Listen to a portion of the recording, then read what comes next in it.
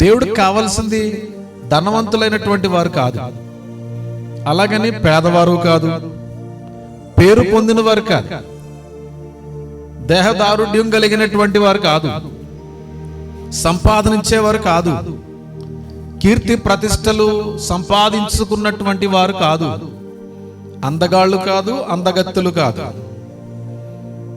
రూపవంతులు లేకపోతే జ్ఞానవంతులు, విజ్ఞానవంతులు, వివేకవంతులు కాదు. దేవుడికి కావలసింది, దేవుడికి కావలసింది ఎవరో తెలుసా? ఆయన పిలుపునందుకున్నటువంటి వారు, ఆయన చేత ఏర్పరచబడినటువంటి వారు, ఆయన యందు విశ్వాసం ఉంచినటువంటి వారు కావాలి. ఈరోజు చాలా మంది అనుకుంటున్నారు భౌతికమైనటువంటి విషయాలు బట్టి దేవుడు వ్యవహరిస్తాడేమోనని చాలా మంది భావన. చాలా తప్పుడు ఉద్దేశం అది. నా దగ్గర డబ్బు ఉంది కాబట్టి నేను వాడబడుతున్నా దేవునిలో.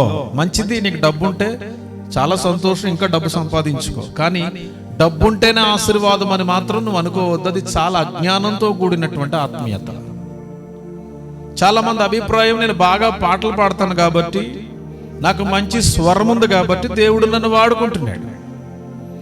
మరి కొంతమంది అభిప్రాయం, నాకు మంచి వాగ్ధాటి వాక్చాతుర్యం ఉంది కాబట్టి దేవుడు నన్ను వాడుకుంటున్నాడు. నాకు చాలా తలాంతులు ఉన్నాయి, అనగా టాలెంట్స్ ఉన్నాయి కాబట్టి దేవుడు నన్ను వాడుకుంటున్నాడు. నేను మాటకారిని కాబట్టి దేవుడు నన్ను నిలబెట్టుకుంటున్నాడు. నాకు ఈ ప్రపంచం అంతా తెలుసు, ప్రపంచ జ్ఞానం అంతా కూడా నాకు తెలుసు కాబట్టి దేవుడు నన్ను వాడుకుంటున్నాడు. ఇలాంటి అభిప్రాయాలు చాలా మందిలో ఉన్నాయి ప్రియులారా. నువ్వు ఎంతైనా సంపాదించి లోకంలో ఎంత అద్భుతమైన పేరు ప్రతిష్టను గడించి ప్రపంచంలో దేవుడు వాటిని బట్టి నిన్ను వాడుకోడు. నమ్మినవారు ఆమేన్ చెప్పాలి. బహుశా నీకు అన్ని విషయాల్లో కూడా అవగాహన, జ్ఞానం ఉంది, దేవునికి స్తోత్రం, అందులో ఏ సందేహం లేదు. నీకెంతో వివేచించే శక్తి, జ్ఞానం, ఈ ప్రపంచంలో ఉన్నటువంటి ప్రతి దాని మీద కూడా నీకు జ్ఞానం ఉంది, దేవునికి స్తోత్రం.